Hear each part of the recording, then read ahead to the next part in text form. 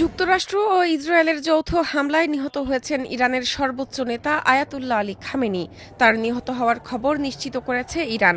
১ March সকালে ইরানের রাষ্ট্রীয় সংবাদ মাধ্যমে এই খবর প্রচার করা হয়। বিবিসি জানিয়েছে, সর্বোচ্চ নেতার মৃত্যুতে ইরানে ১ মার্চ থেকে ৪০ দিনের রাষ্ট্রীয় শোক ঘোষণা করা হয়েছে। ইরানের সুপ্রিম ন্যাশনাল সিকিউরিটি কাউন্সিল বলেছে, খামেনি ২৮ ফেব্রুয়ারি ভোরে তার কার্যালয়ে কাজ করার সময় নিহত হন। ইরানের রাষ্ট্রীয় টেলিভিশন চ্যানেলগুলোতে ঘোষিত এক বিবৃতি থেকে এ তথ্য জানা গেছে। এর আগে উপগ্রহ চিত্র বিশ্লেষণ করে বিবিসি ভেরিফাই নিশ্চিত করেছে, তেহরানে লিডারশিপ হাউস কম্পাউন্ডের কিছু অংশে উল্লেখযোগ্য ক্ষতি হয়েছে। এ কম্পাউন্ডেই খামেনির কার্যালয়।